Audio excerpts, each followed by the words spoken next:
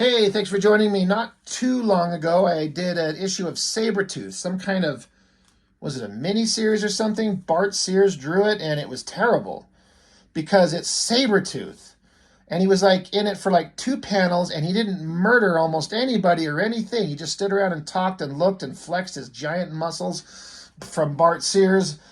And I'm like, why am I reading this decompressed story bullshit crap? This sucks. It was terrible. I didn't like it. So I went digging around and I found, oh yeah, this one with art by Tex. Now, for some reason, I could only find issues 1, 3, and 4. If I ever had issue 2, I don't know. I honestly don't remember. But this is all I could find. And Tex, he was doing these incredibly awesome painted covers. Now you can't see this one. We'll flip this one open. So let's just look at these two. Tex can do awesome black and white ink artwork, which you'll see in these books, but then the paintings he can do, this high angle. I feel like he kind of does angles like this a lot. I feel like I've seen it a bunch, but I'm not saying that as a negative. I like it. And then this giant, screamy, angry face, that's great. The lighting is incredible. It's really, really good. So let's just flip through these. I can't tell you what happens in book 2 because I don't have it. But Sabretooth right here, and then, the die-cut covers with the books with the holes in the cover.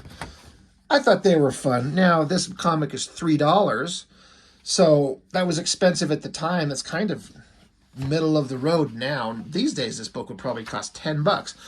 That inside cover, that painting looks so damn good. I love the pose and then the crazy, like the way he renders this costume design that I believe is a Jim Lee design from X-Men. And all these highlights on it to make it just pop. So good. What a great hand and those claws and everything.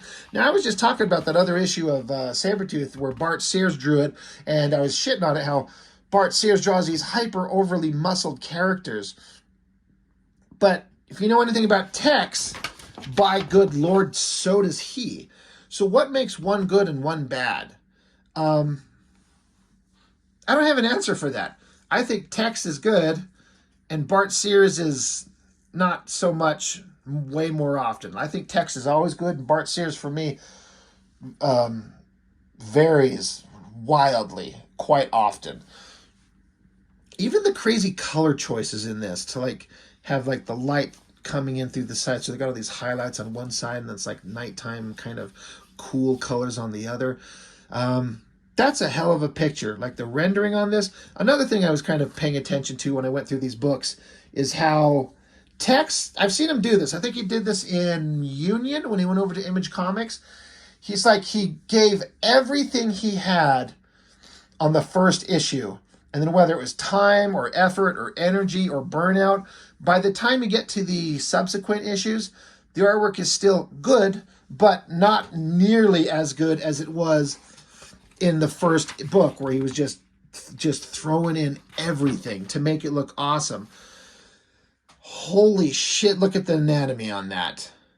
That is just ridiculous. Did I skip a page? No. Yeah, wow. So I know it's kind of hypocritical to be like, Bart Sears draws overly muscled guys, and then what am I looking at here and going, holy shit, this looks good. I don't have an answer for you on it. It's just, this is way more interesting. I love the chaotic nature of the ink work rather than Bart Sears's hyper fine, hyper precise, super clean design. Again, that's just me. But also, I'm already more interested in the story. You got Sabretooth being attacked by a bunch of ninjas in red and swords and stars and everything like that. Are we about to see some violence? God, I hope so, because it's Sabretooth. He's just a murderous monster villain. He should be punching guys and stabbing them and ripping them to death and eating their souls or something. But that didn't happen in that other one issue of that Bart Sears book. So lots of violence, lots of stabbing. Some hot girl shows up with some giant Rob Liefeld level super gun and just piles of spent shell casings on the ground. It's kind of ridiculous. It's kind of awesome. So I thought this was kind of like an interesting, God, I just did a video Ninjak, and there was a panel where a guy kicked a door down. We got another panel where a guy's kicking a door down. That's pretty damn good too. And Tex is choosing some crazy low angles here. I like that shot. There's a very kind of a natural pose to that. I feel like he maybe referenced this off somebody, like some kind of picture he may have found, and then like maybe just amped up the muscular size. I like that kind of casual smirk on his face. It's a good expression, good drawing. As always, I would love to see these in black and white. I bet they look amazing. And it's not, I'm not saying the coloring is bad. I'm just saying it's weird. It's a lot of like flat colors and big color choices, like the lighting on this as he, you know, cranks his arm up there to take a swig of alcohol. Look at the muscles on that arm. God, that's awesome. But he's telling this girl, Birdie, he refers to as, she's got the ability to tap into his mind. It helps him with something. So she blasts him to get into his mind, his memory. And then it goes back in time, showing possible elements of his past. I don't know that these things were ever completely validated or verified. But the idea is like this murderous-looking little kid is Victor Creed. That's Sabretooth himself. So it's like she's going through his mind trying to get answers to something. I don't know. Jeez. So Sabretooth wakes up. She tells him something. So he punches her. Fucking knocks her out. And then he just stomps up the stairs. All happy. I mean, Sabretooth is a monster. He should be horrible. Tex trying to draw sexy girls. I mean, he can. We did that Vampirella painted book. Yeah, he drew some sexy-ass girls that were painted. This is... It is and it isn't. Kind of creepy, but kind of interesting. Then a bunch of bad guys rolling in. I feel like... This is probably going to sound stupid, especially if I'm wrong. Because there's a scene coming up in one of these where I swear the guy referenced something straight out of Aliens. And this looks like a pose right out of Aliens. Like when they, the team of soldiers were going to infiltrate the base before they ran into the xenomorphs themselves. And was it maybe Drake running in, carrying his smart weapon on his hips. It's not like it's a trace of that photo, but the pose, the look, the angle, I swear I've seen this before. Like, that looks like he referenced a scene of that just to kind of get an angle and get the weight of a weapon in his hands. He's carrying it the same way that they did in that movie. Got headgear on, a bunch of soldiers infiltrating. So, I'm just telling you, I wouldn't be surprised if that was the case. I could be wrong, because I don't know shit. Again, look at these guys. Tell me that doesn't look like a version of the Colonial Marines. Like the helmet and like the light thing over their shoulder. That's almost like a super version of that weapon. Right there. I'm telling you. Great creepy shot of Sabretooth leaping into the air to start murdering the hell out of people. Which is what Sabretooth should do. He should just be killing a lot. Crazy down angle shot. Ah, holy shit. I was just talking about this. That is not... Sorry. I did Ninjak, and I was talking about how Joe Quesada could make bad costumes look awesome. And that's not Joe Quesada, though. I think it's Manly. I think that's what it says right there. It's hard to make that costume look awesome, but a couple of the artists could. Anyway, sorry, I'm getting distracted. That's neither here nor there. But the story, I think, is getting back into the past again. There's this kid chained up in a basement. That's disgusting. Oh. Your best friend and mine. A handsome young fella. So much money.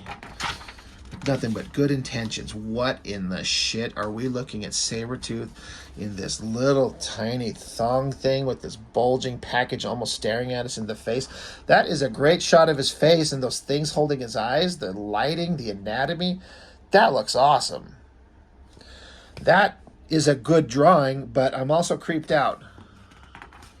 There's a bad guy named Tribune and a big guy in an armored suit. That is stupid.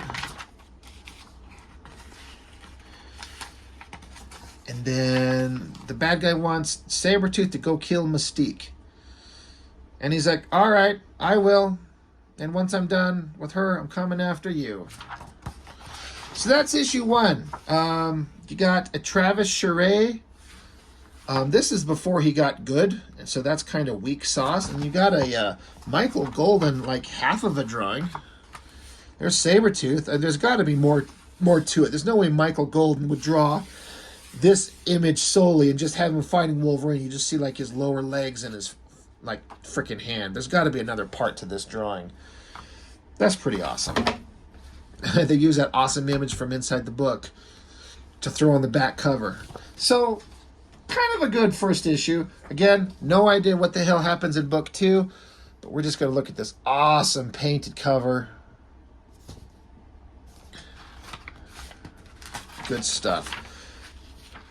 Now, whatever happened, Sabretooth, this is book 3, because I can't find issue 2, or I never had it. But Sabretooth he's in France, and he's ran into Wolverine.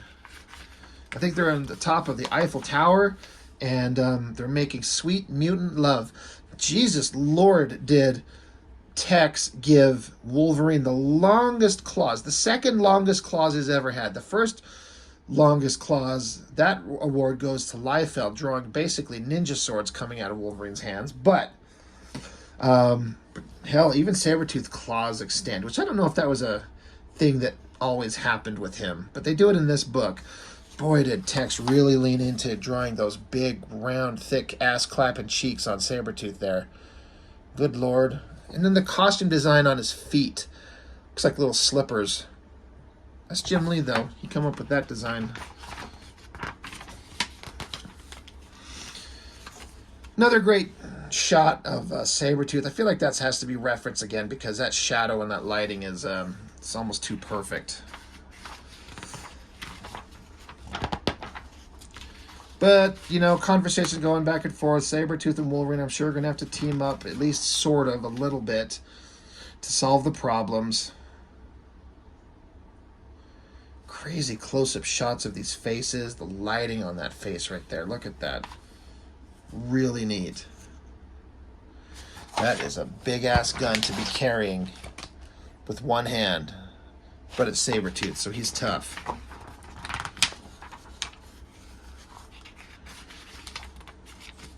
And using a different color palette to indicate like they're in a different, like they're back in time. They're revisiting memories, not in the modern day kind of situation. And it probably makes it quick to color. So that's got to be good. Looks like Tex was rushing through the artwork on this. So it's not super clear. It's kind of okay. There is a version of Wolverine that I remember that Tex did in this book that I liked. It was Wolverine in this straight black outfit with this wild, ridiculous, like, werewolf-looking hair and these crazy long claws. It was a very distinct look. Like, how often do you see Wolverine in a tuxedo? Like, ever. But then his wild hair and his claws. It's just an interesting design. And I think it kind of looks neat, actually. Another sexy shot of this girl. I don't know if she's pulling her top up or something. Pretty good drawing. I like the anatomy on his arm and his muscles back through here. Speaking of weird anatomy and crazy long claws, look at that Wolverine. I mean, Wolverine's supposed to be a short, tiny, little scrapper guy. This guy looks like he's 7 feet tall and bigger than Colossus. But it's a wild, you know, interesting artistic choice. So that's fine. But the art's getting a little rougher, a little bit less, I mean, not less interesting, I guess, but less refined. There's some places where he kind of puts forth some effort, like that shot right there. He can do these really evocative faces with shadows. It seems like that's something he really likes to do. Close up on faces and getting all this rendering on the shadows to look very unique and kind of good. Anyway, not a lot of interesting stuff going on in this one. It's kind of fine. But book 4, maybe the best cover. That painting. So good. I mean, I don't know how to paint at all, but it kind of makes me want to try. It's one of those things where you look at it, I'm like, I feel like I could do this. I know I can't, but it makes me feel like I could. Another good shot, like the shadow lighting on his face there.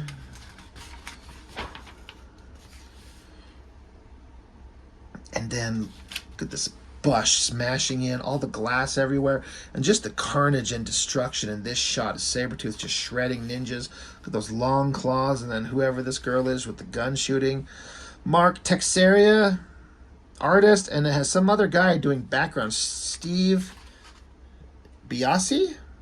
B-I-A-S-I. I don't know if I'm saying that right, but had to bring in a guy to help do backgrounds. So it kind of justifies my point of, you know, he puts all this effort into the first book, and then by the time you're trying to get to the end and meet your deadlines, you got to bring in some help to finish it. That's fine. This silhouette top panel up here, that looks really cool. Look at that giant monster that Sabretooth is, just ripping apart these guys. That's great. This right here, look at this shot. I mean, I'm telling you, this is an M41A pulse rifle, 40 millimeter with an over and under pump action grenade launcher. Feel the weight. Like, look at that shit. Like, the guy's even like holding it. He snaps a magazine into place and points it. That is that gun. It's even got the same kind of like the magazine and the little like protector or little angled part. That's that gun with some slight changes. Now, I don't care. I'm not like, oh, he ripped it off. He referenced that gun, and he who gives a shit? I don't. It's just interesting because I'm like, that is totally the gun from the rifle from Aliens. But you got the world's stupidest villain. You know Sabretooth is going to show up, and Sabretooth should just rip his spine out through his ass, because that would look awesome, and he would laugh and just giggle just like in that panel right there.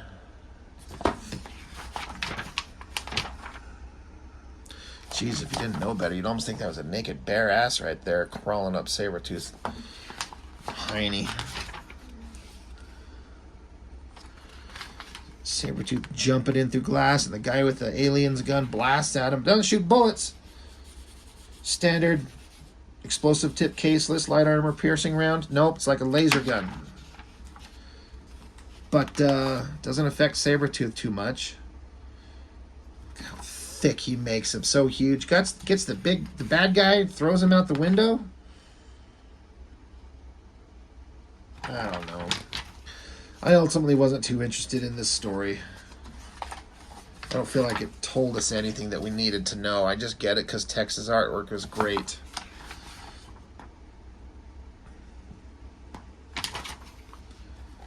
Lots of shooting, lots of explosions, lots of close-up of faces that are rendered really well with great expression. That smirk, that smile, really awesome.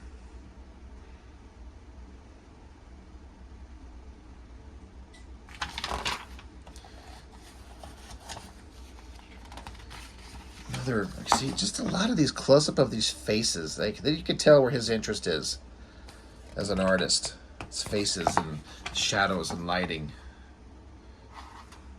There's another one. Well, some guy gets shot to death, which is good because it's a Sabretooth comic and it should be happening. But I've long since lost track of what was going on, and I don't really care. It's all fine. That's a pretty cool shot. It's a shame it's cluttered up with all these words and covering that awesome, like, that face looks great, and then the great anatomy and the muscles on that arm, but it's all covered up with that lettering. I mean, it's fine. You got to tell the story, but it's okay. But that's it. It's done. So, I don't know. Who wrote it? Was it Larry Hama? Yeah. I've read a lot of stuff that Larry Hama does that I like, but these weren't it. But art-wise, pretty entertaining. Anyway, that's it. That's all I got. I got nothing more to say. So that's everything. Thanks for watching. Bye.